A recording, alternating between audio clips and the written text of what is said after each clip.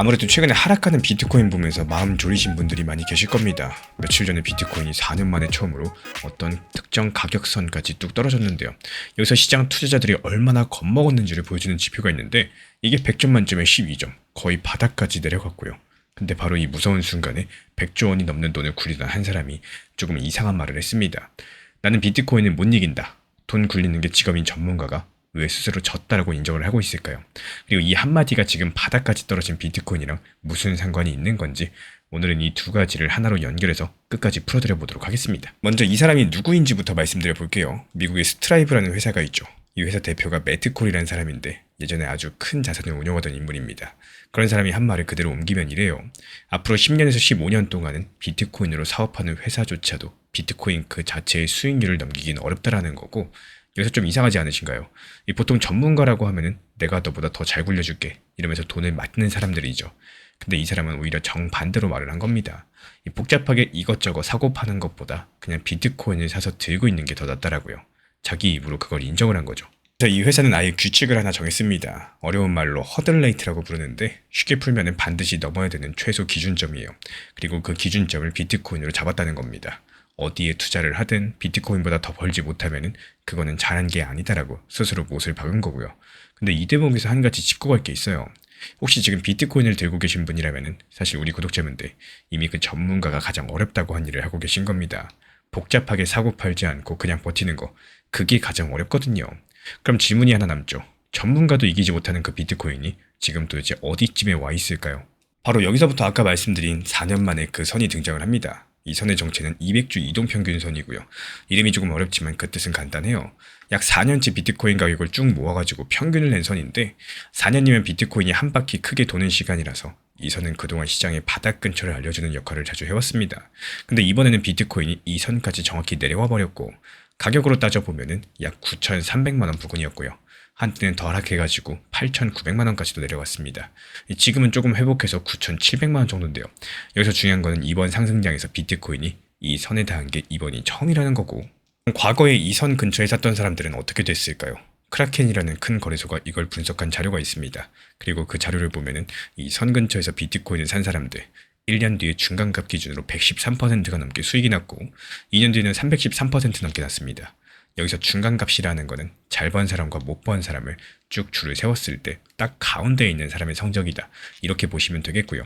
물론 이건 어디까지나 과거에 이어지려서 했다라는 거지 앞으로도 똑같이 된다. 이런 약속은 아닙니다. 그리고 이 부분에 대해서는 잠시 뒤에 영상 후반부에서 솔직하게 말씀을 드릴 건데, 근데 그 전에 지금 정말 소름 돋는 장면이 하나 있습니다. 지금 뉴스만 보면 온통 공포예요. 가격이 떨어진다, 비트코인에 투자하는 펀드에서 돈이 빠진다, 다들 무섭다라고만 하죠. 실제로 지금 비트코인을 가진 사람들 중에 절반이 넘는 사람이 매수한 가격보다 낮은 상태로 들고 있고, 쉽게 말씀드리자면 지금 팔면 손해인 사람이 절반이 넘는다는 겁니다. 근데 바로 그 뒤에서 조용히 벌어진 일들이 있어요. 가격이 뚝 떨어진 그 며칠 동안에 1조 원어치가 넘는 비트코인이 거래소에서 빠져나가가지고 콜드 스토리지로 옮겨졌고, 여기서 콜드 스토리지가 뭐냐? 인터넷을 아예 끊고 금고처럼 따로 보관하는 지금입니다. 보통 한참 동안 안 팔고 묻어둘 때 이렇게 옮기는데요. 그러니까 지금 개인 투자자들이 무서워서 팔고 있는 그 시간에 큰 손들은 오히려 조용히 사모으고 있다는 거예요. 코인베이스라는 큰 거래소의 한 임원도 비슷한 말을 했습니다. 기관이랑 정부 쪽에서 비트코인을 싼 값에 적극적으로 살려고 한다라고요. 그래서 이걸 전부 다 합쳐서 놓고 보면은 한 가지 생각이 듭니다. 200주선이라는 게 사실은 가격을 그린 선이 아니라 사람들의 감정을 그린 선일 수도 있다는 사실입니다. 그리고 이 선에 닿을 때가 가장 많은 사람들이 몰려있고 또 가장 무서워하는 순간이기 때문에 바로 그래서 그 자리에서부터 산 사람들의 성적이 좋았던 거고요. 그렇다면 여기서 자연스럽게 이런 의문이 들죠. 정말로 이 선에 닿으면 무조건 바닥인 걸까요? 여기서부터가 오늘 가장 중요한 부분입니다. 정답부터 말씀드리자면 아닙니다. 이 무조건은 아니라는 거고, 실제로 2022년 이 패턴들이 깨진 적이 있었습니다. 그 당시 비트코인은 이 선을 뚫고 더 아래로 내려갔었고요. 1년 가까이 그 밑에서 올라오지 못했습니다. 나중에 한 거래소가 무너지게 되면서 가격이 지금 환율로 따져봤을 때 2,400만원 수준까지 떨어졌고요.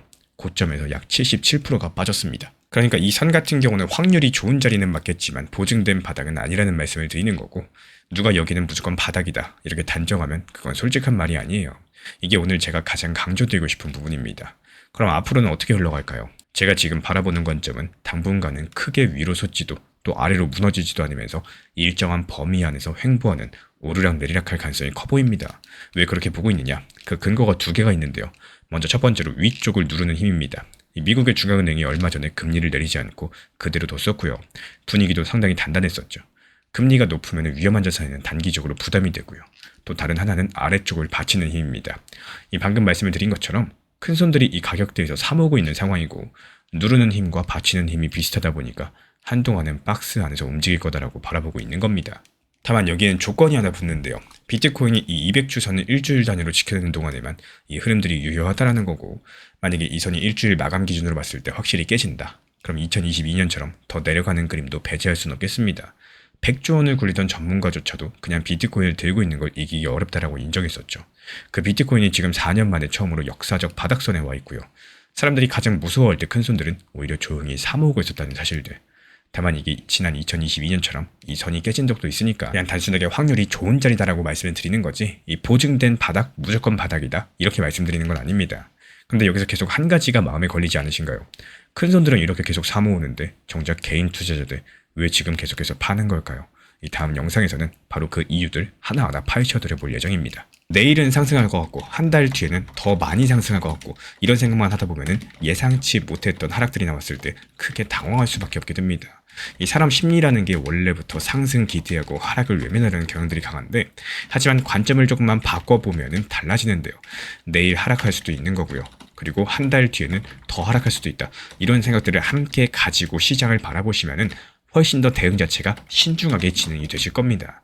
알트코인 그리고 단기 타점 전부 다 마찬가지입니다. 처음부터 단기로 접근하셨다면 단기적인 전략에 맞춰가지고 움직이셔야 되는 거고, 수익 내면 익절하시고 팔고 나서 더 오르면 그냥 더 상승했다 이렇게 생각하는 건강한 매매 습관들을 키워 나갈 줄 아셔야 되겠죠. 이번에 미국에서 리플 관련 뉴스가 하나 나왔습니다. 아마 이번 영상 보신 분들 대부분이 그 뉴스 보셨을 텐데요. 아, 또 호재 나왔네 이러고 그냥 넘기셨을 텐데, 근데 그렇게 그냥 넘기시면 진짜 중요한 걸 놓치실 수가 있습니다. 왜냐면 이번 뉴스 하나로서 XRP의 운명이 아주 단순한 한 가지로 좁혀졌거든요. 그리고 그 한 가지가 무엇인지 이번 영상 통해서 왜 그게 그렇게까지 중요한지 천천히 풀어드려 보도록 하겠습니다. 자, 그렇다면 그게 무슨 뉴스냐? 미국의 더스티 존슨이라는 하원 의원이 있어요. 이 사람이 이번에 이런 말을 했습니다. 이 미국의 상원이 여름 휴가 전에 그 법안을 처리해주면은 하원은 아주 빠르게 통과시킬 준비가 되어 있다. 여기서 말하는 법안은 클래리티 법안이라는 건데요. 쉽게 말씀드려서 코인의 법으로 어떻게 다룰지 정해주는 규칙이고, 지금까지 미국에서는 코인이 법적으로 애매한 상황이었죠. 그걸 확실하게 정리해주는 법이다. 이렇게 보시면 되겠습니다. 근데 이 뉴스 그냥 들으면 그냥 좋은 소식 같죠. 더 자세히 보면 이상한 점이 하나 있습니다. 이 존슨 의원 측에서는 하원이 빠르게 통과시키겠다라고 했고요. 근데 사실 하원은 이 법을 작년에 이미 통과시켰습니다. 이미 끝낸 거를 왜 또 통과시켰다고 하는 거냐? 그리고 이상한 게 하나 더 있는데요. 이 존슨 의원 측에서는 원래 코인 담당이 아닙니다. 농업을 담당하는 위원회 소속입니다. 이 코인 얘기에 왜 갑자기 농업 담당 의원이 이렇게 나오고 있는 걸까요? 이 두 가지 질문에 정답이 나오는 순간 이 뉴스가 완전히 다르게 보이기 시작을 하실 거예요. 먼저 농업 의원 얘기부터 풀어드려 볼게요. 미국에는 돈과 관련된 걸 감시하는 큰 기관이 두 군데가 있습니다. 한 개는 주식 같은 걸 감시하는 곳이고, 또 다른 한 개는 금이나 석유 같은 상품을 감시하는 곳입니다. 그리고 이 두 번째 기관, 상품을 감시하는 곳을 챙기는 게 바로 농업위원회고, 미국에서 농산물 같은 상품들을 다루는 일이 전통적으로 농업 쪽 담당이라서 그렇습니다. 그렇다면 이게 리플 XRP랑 무슨 상관이 있냐? 여기가 바로 핵심이에요. 코인 입장에서 봤을 때는 자기가 주식 같은 것으로 분류되느냐, 상품으로 분류되느냐, 이게 엄청나게 중요해집니다. 주식 같은 걸로 분류되면 규제가 아주 빡빡해지죠. 반대로 상품으로 분류되면 훨씬 더 자유로워지죠. 그러니까 XRP가 상품이 되는 것들이 리플한테는 가장 큰 목표였다는 거고, 근데 그 상품 분류를 담당하는 곳이 바로 농업위원회 쪽이라는 겁니다. 그래서 농업 담당인 존슨 의원이 사실은 XRP의 운명에 가장 가까이 있는 사람 중에 한 명이고요. 이 부분 같은 경우는 의외로 잘 알려져 있지가 않아요. 그럼 이제 첫 번째 이상한 점으로 한번 돌아가 볼게요. 하원에서 왜 또 통과시키겠다라고 했을까요? 그 이유는 간단합니다. 법이 진짜 법이 되려면은 하원과 상원 이 두 곳을 전부 통과해야 되는데, 하원 같은 경우는 작년에 이미 끝났습니다. 지금 막혀있는 건 미국의 상원이에요. 그러니까 존슨 의원이 오늘 말은 새로운 호재라기보단 이런 뜻입니다. 우리 하원은 준비가 끝났다. 이제 공은 상원에 있다. 이 하원이라는 변수를 스스로 빼버렸다라는 거. 그럼 남은 거는 상원 하나죠. 근데 이 상원이 상당히 까다롭습니다. 미국 상원에서 이런 법을 통과시키려면 100명 중에 60명이 찬성이 되는 규칙이 있고요. 지금 이 법을 찬성하는 쪽 정당은 의석이 53석 정도입니다. 그러니까 그것만으로는 60명이 안 된다라는 거죠. 그래서 반대편 정당, 그러니까 민주당에서 표가 더 나와야 되는데, 지금까지 민주당에서 확실하게 찬성한 의원은 2명이에요. 그럼 아직 부족하죠. 현재 공개된 분석을 보면은 민주당에서 7명 안팎이 더 찬성을 해야 되는 상황입니다. 그래서 정리 드리자면요. 클래리티 법안의 운명은 이제 민주당 의원 몇 명이 더 찬성할 수 있느냐, 이 숫자 하나로 좁혀진 상황이고, 복잡해 보였었던 이 모든 이야기들이 결국에 이 숫자 하나로서 끝난다라는 겁니다. 근데 여기서 진짜 소름 돋는 사실이 한 가지 더 있죠. 많은 분들께서 이렇게 생각하실 겁니다. 그럼 이 법이 통과돼야지 XRP가 드디어 상품으로 인정받는 거냐? 근데 아닙니다. XRP는 이미 상품으로 인정을 받았다라는 거고, 그것도 몇 달 전에 끝났습니다. 올해 3월달 방금 말씀드린 그 두 가지 감시기관이 동시에 발표를 했었죠. 코인 16개를 공식적으로 상품이라고 못을 박았고, 그리고 그 16개 코인 명단 안에 리플 XRP가 들어가 있습니다. 비트코인, 이더리움 이런 같은 코인들이랑 나란히 있어요. 이 분류가 왜 중요하냐? 코인이 상품으로 확실하게 인정을 받아야지만 큰 기관들의 돈이 들어오기가 더 쉬워지거든요. 이게 왜 소름 돋느냐면요. 리플은 이 상품 인정을 받으려고 4년 동안 싸워왔습니다. 미국 감시기관을 상대로 법정에서 싸웠어요. 그리고 그 과정에서 쓴 돈만 수천억 원이 나갔습니다. 근데 결국에 마지막에는 이게 추가 소송 한 번도 없이 기관이 발표 한 번으로 끝내줬다라는 거예요. 무려 4년을 끌던 그 긴 싸움이 어떻게 보면 종이 한 장으로 정리가 된 셈이죠. 여기까지 들어보시면 한 가지 의문이 생기실 텐데, XRP가 이미 상품으로 인정을 받았는데 그러면 그 클래리티법은 이제 와서 왜 필요하냐? 이게 이번 영상에서 가장 중요한 부분입니다. 3월달에 나온 그 발표가 법이 아니라 기관의 결정이라는 거고, 그 기관의 결정에는 약점이 하나 있습니다. 나중에 정권이 바뀌면 그 결정도 다시 뒤집힐 수 있다는 거예요. 그래서 이번에 XRP가 상품이지만 몇 년 뒤에 분위기가 바뀌었을 때 다시 한번 애매해질 수도 있다, 뭐 이런 뜻을 내포하고 있겠죠. 반대로 법은 다릅니다. 한번 법으로 정해지면은 그렇게 쉽게 뒤집질 못해요. 그래서 XRP한테는 이 클래리티법의 진짜 의미는요, 상품이 되는지 여부가 아니라요, 이미 받은 그 상품의 지위를 아무도 건드리지 못하게 영구히 잠근다라는 뜻입니다. 이게 바로 핵심인 거고, 그러니까 우리가 진짜로 보셔야 될 거는 화려한 호재 뉴스가 아니라는 거고, 상원에서 민주당 표가 몇 개나 더 모이느냐, 그 숫자 하나라는 사실들을 기억해 주시기 바랍니다. 그러면은 앞으로는 이게 어떻게 흘러갈까요? 지금 이 법을 두고 찬성하는 쪽도 반대하는 쪽도, 그리고 백악관도 대체로 이걸 만들어야 된다, 여기까지는 어느 정도 뜻을 같이 하고 있습니다. 그러니까 진짜 문제는 찬성하느냐 마느냐가 아니라 바로 시간이라는 거예요. 8월달 의회가 한동안 문을 닫고 쉬는 기간이 있었기 때문에 그 전까지 처리할 수 있는 날짜가 얼마 남지 않았어요. 게다가 상원 측에서는 이 법 말고도 처리해야 될 다른 일들 잔뜩 쌓여 있습니다. 그래서 가장 가능성이 높은 그림은 이 법안 자체는 통과 쪽으로 길었지만요, 그게 8월이라는 시간 싸움이 부딪힐 거라는 겁니다. 실제로 이 분야를 오래 취재한 기자도 당초 목표였었던 7월 초, 이때 처리는 사실상 어렵다라고 보고 있고, 이 상원 측에서 속도를 내면 휴회 전에 끝날 수도 있고요, 밀리면 가을로 넘어갈 수도 있습니다. 여기까지는 확인된 사실이고요. 그 이유가 어떻게 될지는 아직까지 아무도 장담이 안 돼요. 그래서 우리가 섣부르게 단정하지 마시고 딱 한 가지만 지켜보시면 됩니다. 민주당 표가 모이는 속도만 보시면 돼요. 그래서 이번에 나온 뉴스는 하원이라는 변수를 빼면서 모든 걸 상원표 하나로 좁혀놨습니다. 그리고 XRP 같은 경우는 이미 상품으로 인정을 받았기 때문에 이제 진짜 관건은 그 지위를 법으로 영구히 잠글 수 있느냐. 그러니까 앞으로 우리가 지켜볼 건 딱 한 가지, 상원에서 민주당 의원들이 8월 전에 찬성표를 던지는지만 보면 되는 겁니다. 근데 여기서 중요한 건요, 이 민주당 의원들이 대체 왜 아직도 망설이고 있는 건지 다음 영상에서 그 진짜 이유들 파헤쳐 보도록 하겠습니다. 구독자분들께서 리플 XRP에 너무 집착하지 않으셨으면 좋겠습니다. 리플이 좋아서 채널을 찾아오셨고 리플을 믿고 투자를 하셨겠지만, 오히려 건강하게 보유하기 위해서는 이 집착이라는 것들을 내려놓을 줄 아셔야 돼요. 올라가면 올라가는 대로 받아들이고 하락하면 하락하는 대로 받아들이는 이런 마음가짐이 필요하다는 말씀을 드리고 싶은데요. 그리고 정말 신기하게도 이런 마인드를 가지신 분들이 오히려 상승할 때 자연스럽게 분할 매도 잘 하십니다. 그리고 하락할 때는 여유있게 분할 매수라는 것들을 하게 됩니다. 이 리플 정보 커뮤니티에서도 시장이 좋았을 때 분할 익절하고, 시장이 좋지 않았을 때는 분할 매수에 대해서 안내를 드리고 있는 이유들도요, 결국에 팔아야 내 돈이고 오래 들고만 있는다고 해서 장기 투자가 아니기 때문이겠습니다. 이 코인 시장 안에 리플이 존재를 하고 있는 것이지 리플 안에 코인 시장이 있는 게 아니라는 사실들 반드시 기억해 주시기 바랍니다. 코인베이스가 이런 말을 했습니다. 자기네가 암호화폐 업계에서 가장 유일한 프라임 브로커라고요. 업계 1등이 이렇게 못을 박으니까 리플 들고 계신 분들 순간 조금 불안해지시겠죠. 그럼 기관들 돈은 전부 코인베이스로 몰리는 거 아니냐, 뭐 이런 생각이 드실 거고, 근데 여기서 이번 발표를 끝까지 뜯어보면요, 조금 이상한 게 보입니다. 분명히 코인베이스 자랑인데 들으면 들을수록 자꾸 리플 얘기처럼 들린다라는 거예요. 대체 이유가 뭘까요? 오늘은 그 이유들 하나씩 풀어드려 보도록 하겠습니다. 일단 이 프라임 브로커라는 말부터 짚고 가셔야 되겠죠. 이게 뭔지 모르면 오늘 얘기가 와닿질 않습니다. 프라임 브로커 같은 경우는요, 이 큰 기관 투자자들이 필요한 것들을 한 곳에 전부 다 처리해주는 회사입니다. 거래도 대신 해주고 돈도 빌려주고 맡긴 자산도 보관해줍니다. 원래 이런 일들은 아주 큰 은행들이 주식이나 채권 시장에서 하던 겁니다. 그걸 암호화폐 시장에서 통째로 하겠다라는 게 지금 코인베이스의 그림인데요. 그래서 자기네가 그걸 전부 다 하는 유일한 회사라고 말을 하고 있는 거고, 여기까지만 들어보시면 정말로 코인베이스가 전부 다 가진 것처럼 보입니다. 근데 바로 여기서부터 이상한 점이 하나 걸려요. 코인베이스가 유일하다라고 말씀드렸죠. 그럼 작년에 리플이 거의 2조 원을 주고 산 그 회사는 뭘까요? 리플은 작년에 히든로드라는 회사를 인수했습니다. 금액이 거의 2조 원에 가까웠었는데 그 회사 이름을 리플 프라임으로 바꿔가지고 새로 출범시켰었고, 이게 바로 프라임 브로커예요. 그것도 그냥 평범한 프라임 브로커가 아닙니다. 리플은 이걸로 암호화폐 회사 중에서 처음으로서 글로벌 프라임 브로커를 직접 소유하고 운영할 수 있는 회사가 됐다는 겁니다. 그러니까 코인베이스가 우리가 유일하다고 말했던 그 자리에 리플은 이미 작년부터 들어가 있었다는 거죠. 그럼 둘 중에 누가 진짜로 앞서 있는 걸까요? 이 질문에 답하시려면 코인베이스 임원이 한 말들을 조금 더 자세히 들여다보셔야 됩니다. 이 코인베이스에서 기관 쪽 전략을 책임지는 존 다고스티노라는 사람 측에서 프라임 브로커의 조건은 쭉 늘어났어요. 거래도 되고 보관도 되고 돈도 빌려주고 파생 상품도 다뤄야지 진짜 프라임이라고요. 맞는 말입니다. 근데 이 목록들을 가만히 보면 가장 중요한 게 하나 빠져있죠. 바로 신용등급입니다.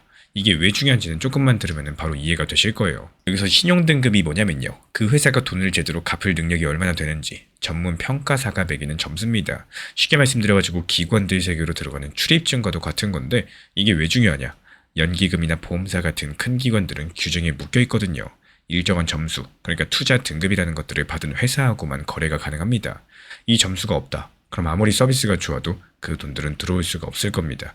근데 바로 이 점수를 리플 프라임이 받았다라는 거고요. 올해 4월 달에 크롤이라는 글로벌 신용평가사가 리플 프라임의 투자 등급을 줬습니다. 이게 왜 큰 사건이냐? 이 등급 받기 전까지는 보수적인 기관들이 리플 프라임하고 거래하려면 특별한 예외를 둬야 됐었습니다. 근데 이제부터는 그냥 평범한 절차로서 거래할 수 있게 됐다는 거고, 깐깐한 기관 돈들이 들어올 만한 문이 열린 거죠. 다들 누가 서비스를 더 많이 갖췄냐, 이런 것들로 싸우고 있을 때 리플은 조용하게 그 출입증을 먼저 받아둔 겁니다. 근데 여기서 끝이 아니에요.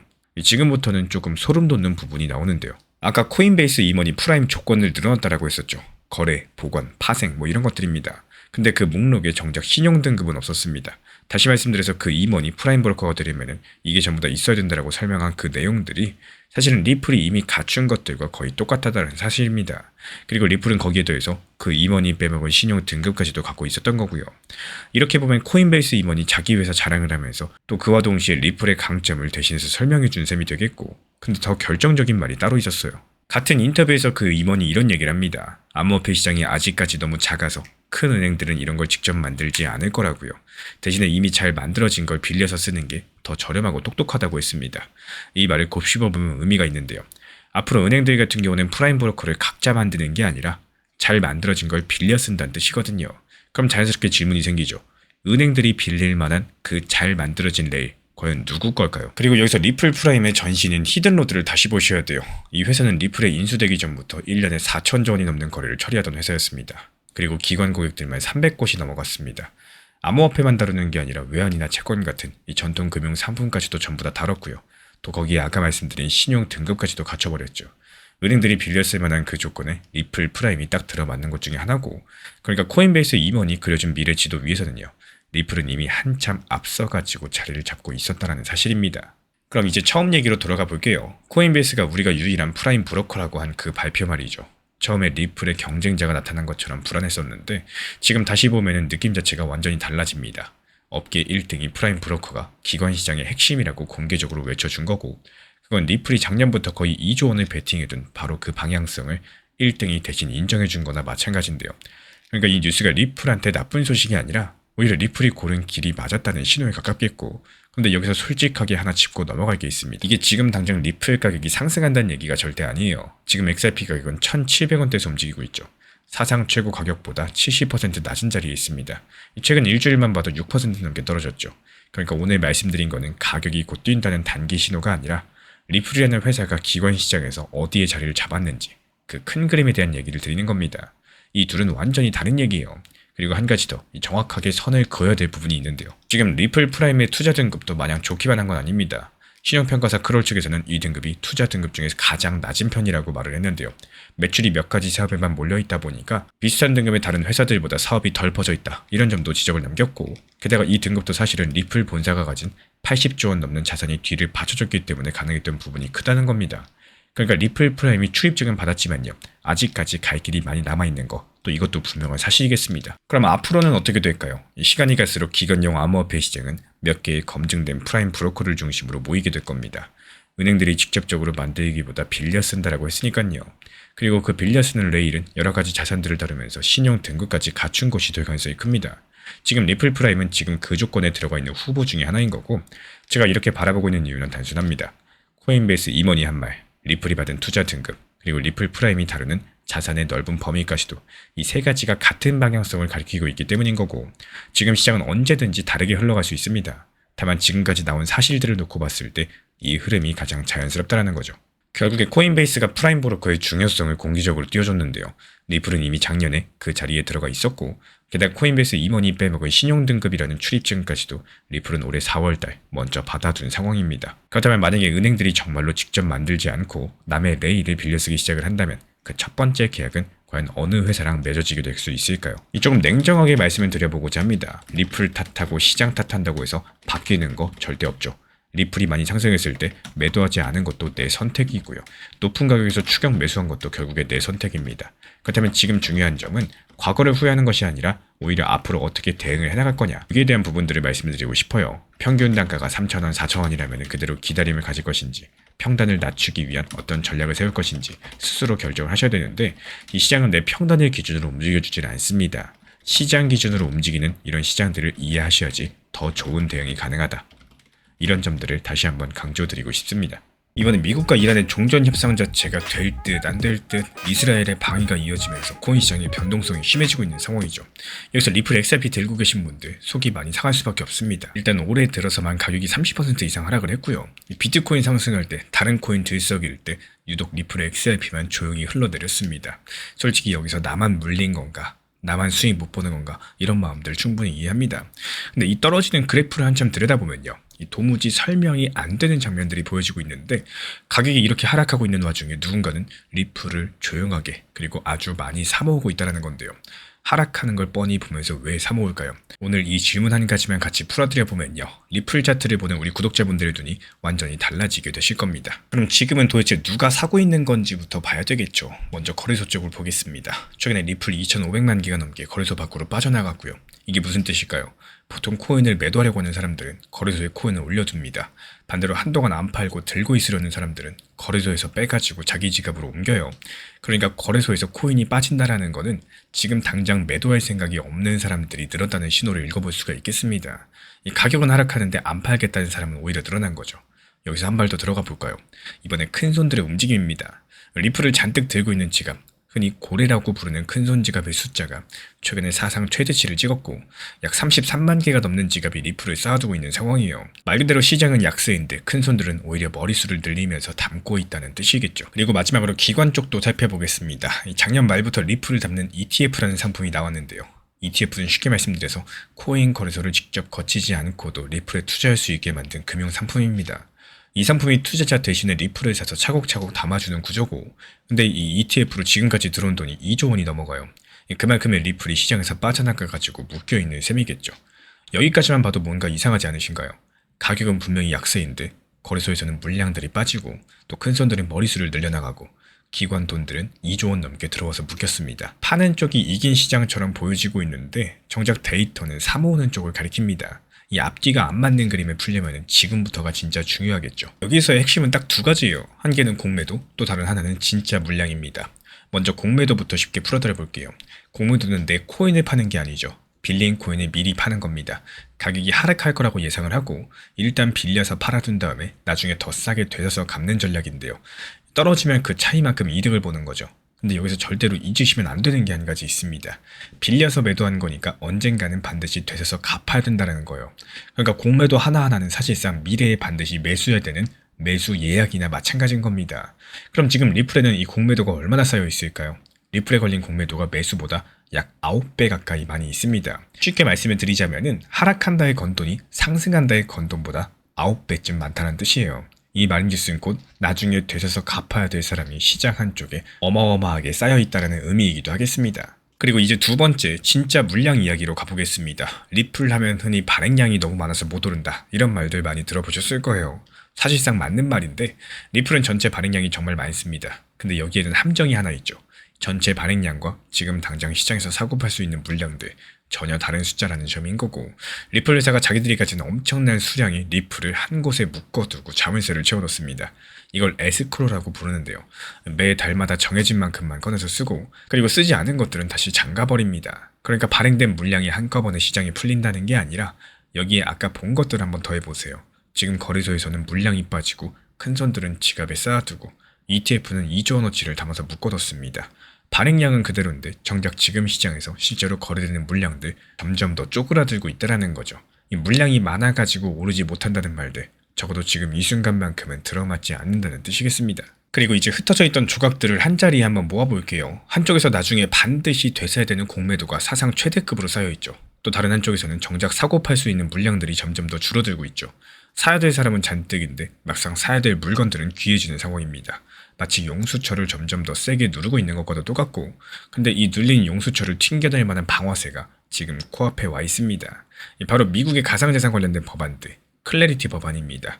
이 법 같은 경우는 리플 같은 코인을 법적으로 어떻게 다룰지를 명확하게 정해주는 규칙인데요. 그동안 이게 불분명하다 보니까 기관들이 리플을 마음 놓고 담기가 어려웠었는데, 이 법안은 이미 지금 상원의 한 단계를 통과했습니다. 그리고 지금은 본회의 표결까지도 기다리는 자리에 올라와 있어요. 게다가 백악관 같은 경우는 처리 목표 시점으로 7월 4일을 제시했고요. 다만 이 날짜는 어디까지나 목표일 뿐이지 일정은 얼마든지 미뤄질 수 있다. 이 점만큼은 분명히 해두겠습니다. 그렇다면 이 세 가지가 겹친 그림들을 한번 떠올려보세요. 되서야 될 공매도는 산더미입니다. 시장에 돌고 도는 물량들은 품귀 현상입니다. 그리고 이런 상황에서 규칙이 명확해지는 순간들이 다가오고 있기 때문에 만약에 이 방아쇠가 당겨지게 된다면 시장 가격은 천천히 우상향하는 게 아니라 짧고 급하게 튀어오를 수 있겠죠. 하락한 달에 걸었던 사람들이 손해를 막으려고 한꺼번에 되서기 시작을 한다면 그 매수가 가격을 다시 밀어 올릴 거고요. 그럼 또 다른 공매도가 다급해질 거고요. 그게 다시 한번 가격을 밀어 올리게 되면서 짧은 시간에 급등을 한다는 거죠. 이 블랙스완 캐피털리스트라는 분석회사의 창립자도 완만한 상승은 없을 거다, 폭력적으로 도약할 것이다 라고 언급을 남겼는데요. 바로 이 구조를 두고 한 이야기입니다. 그동안에 지루했던 약세장이 사실은 이 한방의 움직임을 위해서 용수철을 눌러온 시간이었을 수 있다는 거고, 이렇게 보는 근거는 분명합니다. 공매도가 매수에 9배 가까이 쌓여 있다는 거, 거래소랑 큰손과 기관들이 모두 물량을 걷어들이고 있다는 거, 그리고 그것들이 풀릴 방아쇠가 가까워졌다는 점들, 이 세 가지가 동시에 같은 방향성을 가리키고 있기 때문이겠죠. 다만 이런 그림들에도 빈틈은 존재합니다. 가장 큰 변수는 방아쇠 그 자체인데요. 이 법안 처리가 또 미뤄진다거나 기대만큼 진전이 없다면 이런 흐름들은 그대로 뒤로 밀릴 수밖에 없겠죠. 그래서 지금 우리가 당장 하셔야 되는 거는 가격을 맞추려고 애쓰는 게 아닙니다. 두 가지만 차분히 지켜보시면 돼요. 첫 번째로 법안이 실제로 언제 표결대에 올라가는지, 또 다른 하나는 공매도가 계속해서 쌓이는지 아니면 풀리기 시작하는지, 이 두 가지 신호가 다음 움직임을 가장 먼저 알려주게 될 겁니다. 제가 직접 모니터링 중에 있기 때문에 또 변동성 생기는 경우 후속 영상 통해서 리플 커뮤니티 방통해서 말씀해 드릴 예정이고요. 리플 같은 경우는 올해 내내 정말 약했습니다. 1월부터 시작해가지고 6월까지 거의 반년 동안 약세 구간이었죠. 또 그 아래에서 공매도가 지금 사상 최대급으로 쌓였고 정작 시장에 돌고 있는 물량들 줄어들어 버렸습니다. 이 둘이 맞물린 상태에서 법안이라는 방아쇠가 당겨지게 되면요, 완만한 상승이 아니라 짧고 급한 움직임이 나올 수가 있다는 거.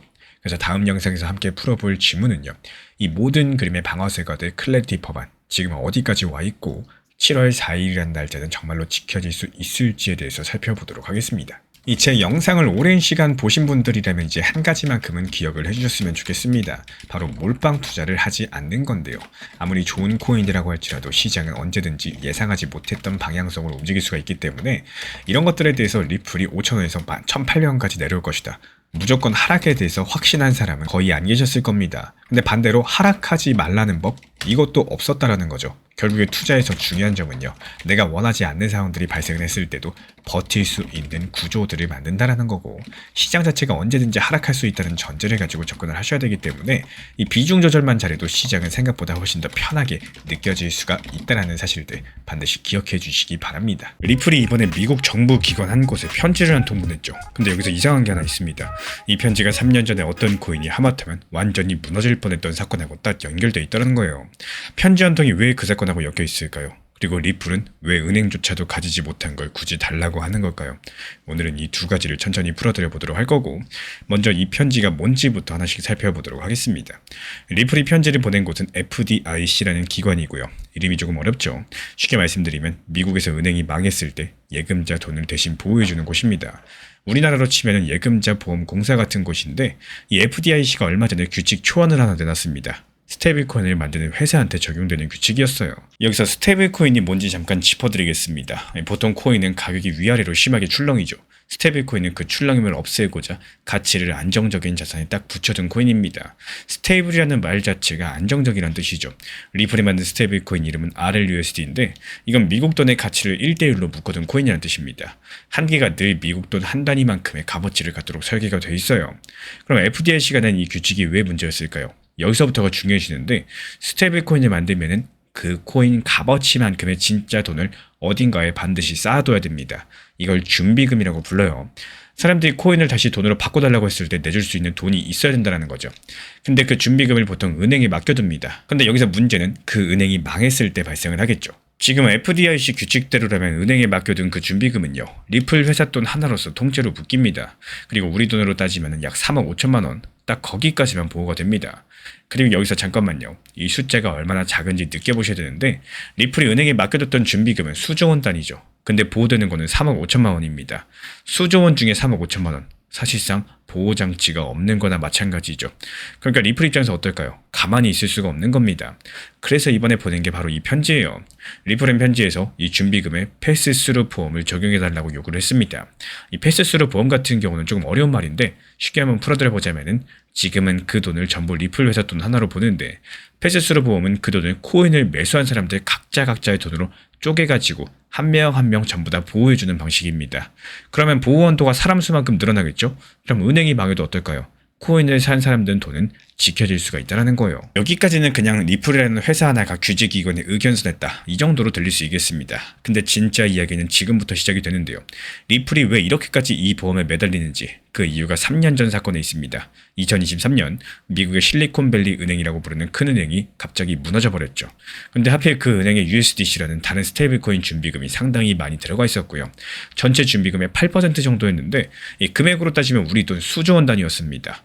은행이 망했다는 소식이 퍼지면서 서클을 들고 있던 사람들이 패닉에 빠졌었고, 내 돈이 저 망한 은행에서 묶여서 사라지는 거 아니냐 이러면서 너도 나도 코인을 팔고 돈으로 바꾸려고 했었습니다. 그리고 그 결과가 상당히 충격적이었는데요.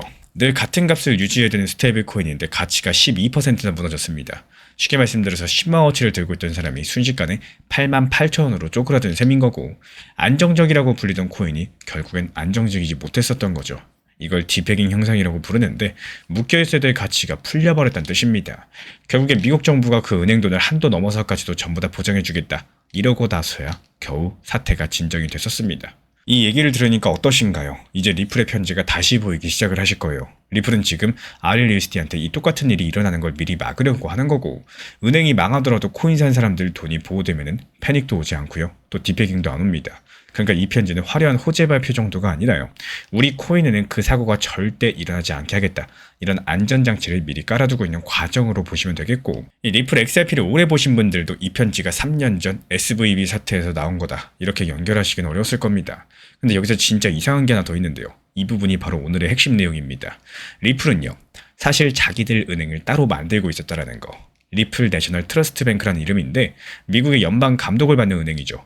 근데 이 은행 같은 경우는 정작 FDIC 보험이 없는 은행입니다.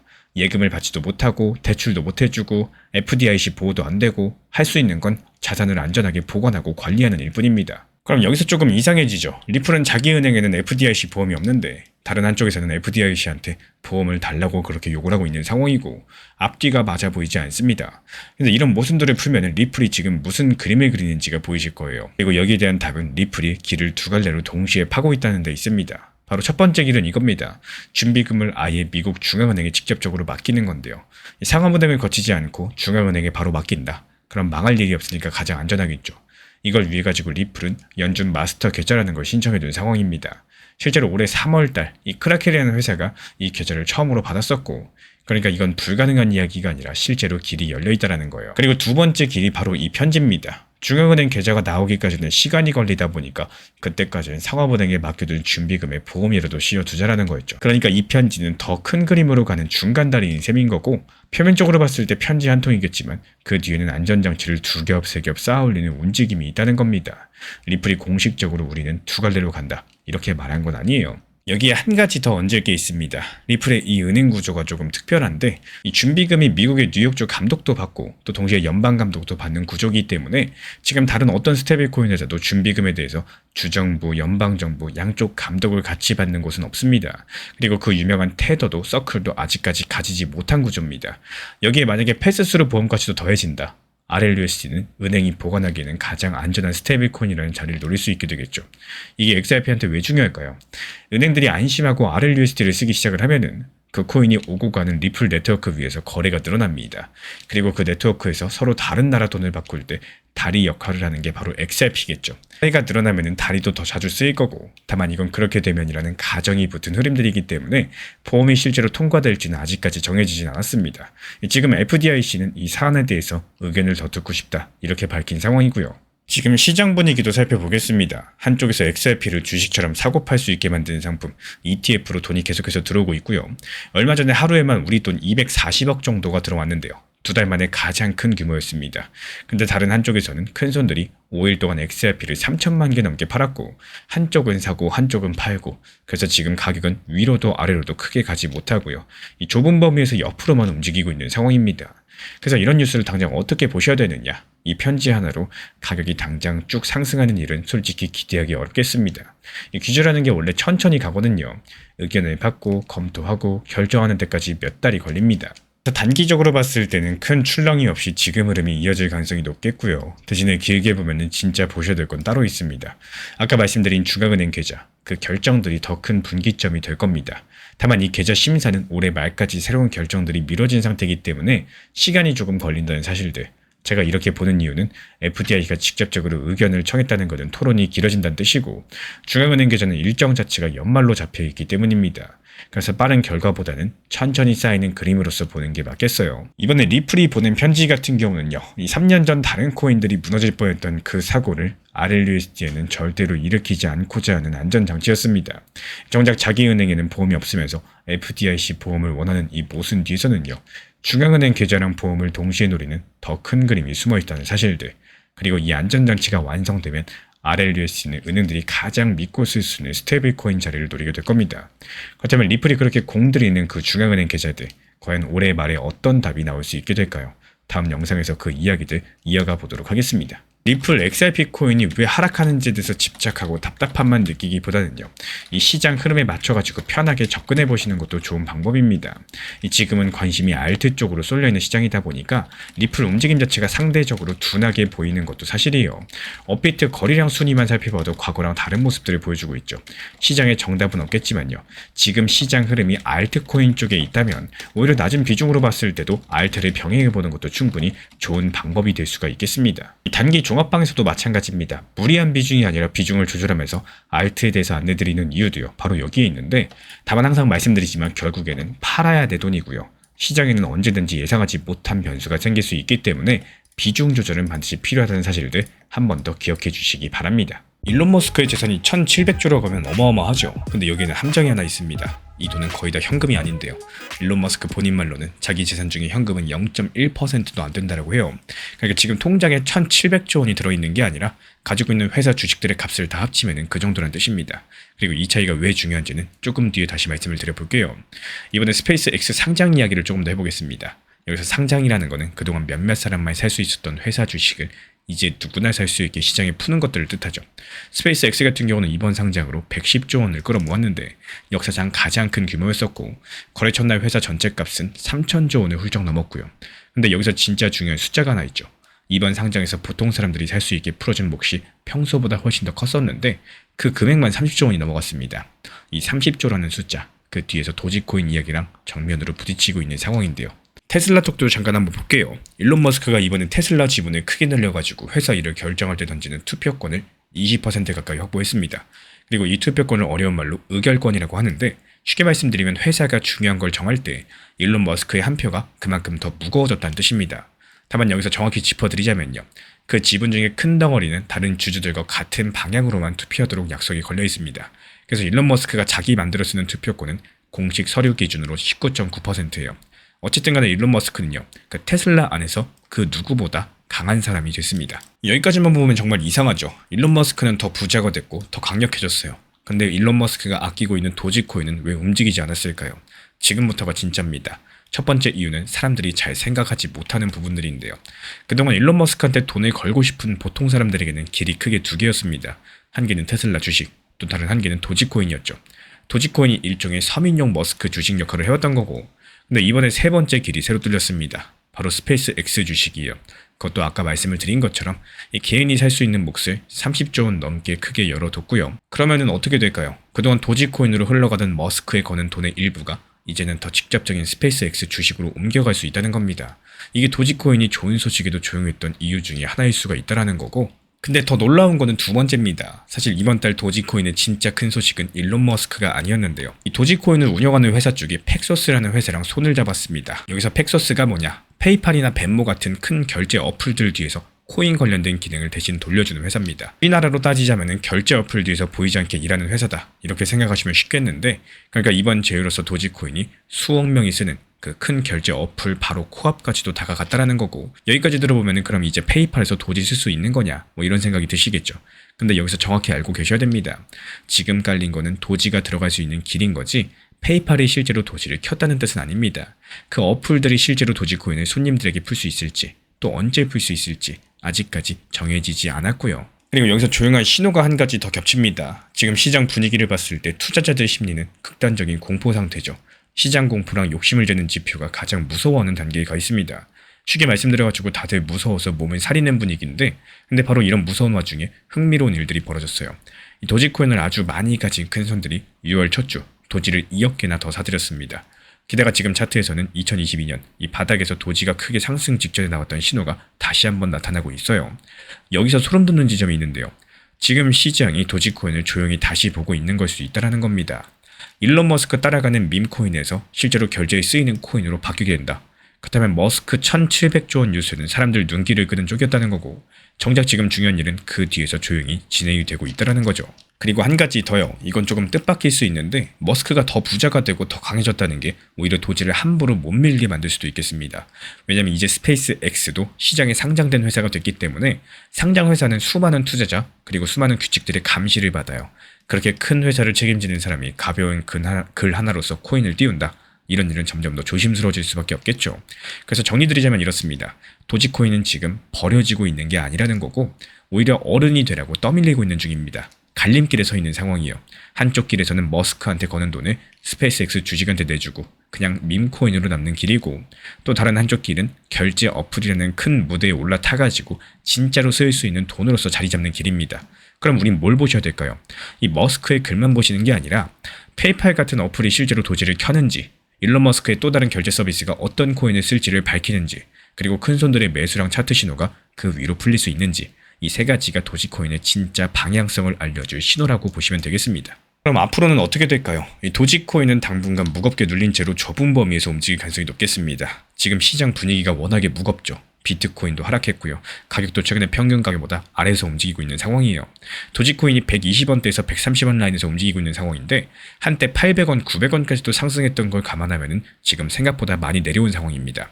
그래서 위로는 140원 부근이 막힌 벽처럼 버티고 있고, 아래로는 120원 라인을 지킬 수 있는지가 중요합니다.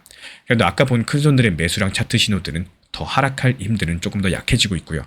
반등 준비가 되고 있다. 이런 쪽을 가리키고 있기 때문에 여기서 위로 터지려면 일론 머스크 한 줄이 아니라요. 아까 말씀드린 진짜 신호 하나가 실제로 나와줘야만 됩니다. 제가 이렇게 바라보고 있는 이유는 지금 도지코인을 움직이는 힘들이 이 단순 분위기보다도 실제 쓰임새 쪽으로 옮겨가고 있기 때문인 거고, 물론 이렇게 무서운 분위기에서 아래 지지선이 깨지면은 더 하락할 수 있다는 점 같이 알고 계셔야겠죠. 일론 머스크가 역사상 가장 큰 부자가 됐지만요, 정작 도지코인은 조용했습니다. 그리고 그 이유는 일론 머스크에게 거는 돈이 스페이스 X로 갈 수도 있겠고, 또 동시에 도지코인이 결제코인으로 조용히 자리를 옮기고 있기 때문이겠습니다. 그래서 앞으로 보셔야 될 거는 일론 머스크의 말이 아니라 이 도지코인이 실제 결제에 쓰이기 시작하는지, 그리고 만약에 정말로 페이팔이나 벤모가 도지코인을 켜는 날이 오게 된다면 그 순간 도지코인 가격은 과연 어떻게 움직이게 될까요? 다음 영상에서 자세히 풀어드려 보도록 하겠습니다. 앞으로 시장에 대해서 건강하게 바라보기 위해서는요, 매도에 대한 두려움들을 줄여나갈 줄 아셔야 됩니다. 수익 실현 같은 경우는 특별한 행동이 아니라 당연한 행동이 되셔야 되는 거고, 특히 알트코인들 단기 관점으로서 접근했다면 마침표를 찍을 줄 아셔야 되는데, 많은 분들께서 매수할 때 단기로 생각하셨다가 막상 수익 나면 어떻죠? 장기 투자보다도 더 높은 목표를 바라보게 되시죠. 결국에 내가 팔아야 될 타이밍에 못 팔고 다시 원점으로 돌아오는 경우가 반복되기 때문에 이 단기 종합 커뮤니티 방에서도 목표가를 미리 걸어두셔라, 이렇게 말씀드리는 이유가 바로 여기에 있습니다. 스쳐 지나간 수십 퍼센트 수익들 아무런 의미가 없습니다. 5% 10%라도 내 것으로 만드는 것이 훨씬 더 중요하다, 이 말씀을 다시 한번 드리고 싶어요. 최근에 시장이 너무 답답하다 보니까 정보방 입장에 대해서 문의 주시는 분들께서 많아지셨어요. 먼저 제일 중요하지만요, 제가 안내드리는 모든 정보방은 업비트, 빗썸, 현물 매매로서만 안내 도움드리고 있습니다. 지금 화면에 보이시는 번호나 혹은 댓글 링크에 있는 신청란을 통해서 신청 주시면은 안내를 도움드리고 있고요. 이 세 가지 방 중에 필요로 하신 방을 체크해서 신청 주시면은 필요로 하신 방에 맞춰가지고 입장 안내 드리고 있습니다. 먼저 리플 전용방 같은 경우에 리플에 대한 중요 이슈, 그리고 리플에 대한 단기 저점과 단기 고점, 중장기적으로 보는 중요 타점 같은 핵심 내용에 대해서 안내드리고 있기 때문에 영상 시청해주시는 우리 구독자분들께서 리플이라는 코인이 장기적으로 좋다라는 건 알고는 있지만 현재 같은 시장에서는 많은 답답함을 느끼시는 분들께서 정말로 많이 계실 거라고 생각을 합니다. 이 적당한 일부 비중은 단기 고점과 저점을 살려서 효율적인 대응을 만들어 가시고, 또 오히려 중장기적으로 더 잘 가져가기 위한 효율적인 매매하시는 것들을 추천드려요. 그리고 두 번째로 종합 브리핑방입니다. 장기적으로 보기에 좋은 코인들과 현재 시장 흐름에 대한 중요 시장 이슈들, 브리핑 내용이나 리플에 대한 방향성, 락업 해제 일정과 여기에 따른 움직임들에 대해서 안내드리는 종합적인 방이다, 이렇게 생각해 주시면 되겠습니다. 그리고 마지막으로 단기 종합방 같은 경우는 말 그대로 단기 종목들에 대한 타점을 안내드리고 있는 방입니다. 이 단기 종목은 말 그대로 단기 종목답게 접근을 하셔야 되는데, 욕심으로 인해서 타점을 너무 높게 잡아가지고 수익 실현을 못하거나 아니면 눈치 보기 매매를 하다가 이렇게 수익 실현의 기회를 놓치셨던 기억이 있으신 분들, 지금 시장에서 정말 많은 상황인데요. 항상 비중 조절이 중요하고요. 매수와 동시에 목표 타점을 걸어 놓으면서 현실적으로 봤을 때 내 것으로 만들어서 마침표까지 잘 찍는 게 단기 매매의 핵심이다 생각을 해요. 단 여기서 중요한 거, 아무리 내가 좋아하고 시기가 좋고 스스로 괜찮다고 판단하셔도 몰빵 매매는 정말 위험하기 때문에 매번 말씀드리는 비중 조절 원칙 매매로 접근하시는 게 가장 중요합니다. 끝으로 항상 말씀드리고 있지만요, 저는 업비트, 빗썸, 현물 매매에 대해서만 안내를 도움드리고 있기 때문에 절대로 해외고래소, 선물 매매에 대한 고위험 리스크 매매에 대해서는 언급조차 드리지 않고 있습니다. 무조건적으로 업비트, 빗썸, 이렇게 현물 매매로 필요하신 분들께서만 입장 신청 주시면은 안내 도움 드리도록 하겠습니다. 이 빠르게 가는 것보다 중요한 건요, 꾸준하고 길게 가는 게 더 중요한 투자 시장이다, 이렇게 생각을 해요. 건강한 비중 조절 원칙 매매 활용하시기를 늘 응원드리겠습니다. 이 리플 XRP의 매수 매도 타점은 순간의 판단이 전부예요. 그래서 우리 신사 채널에서는 시장의 숨결 하나하나까지 놓치지 않고자 모든 흐름들 실시간으로 모니터링 중에 있습니다. 이 단기 반등 구간이 열리는 순간 그 찰나의 기회 타점을 우리 구독자분들께 바로바로 전달드리기 위해서인데요. 우리 신사 채널을 이미 구독해주신 분들 중에서 실시간 커뮤니티방 참여를 원하신다면 지금 보이시는 번호로 문자 남겨주시면 되겠습니다. 이 혼자서 불안하게 바라보는 시장이 아니라요, 함께 흐름을 읽고 움직이는 경험들을 선사해 드리도록 하겠습니다.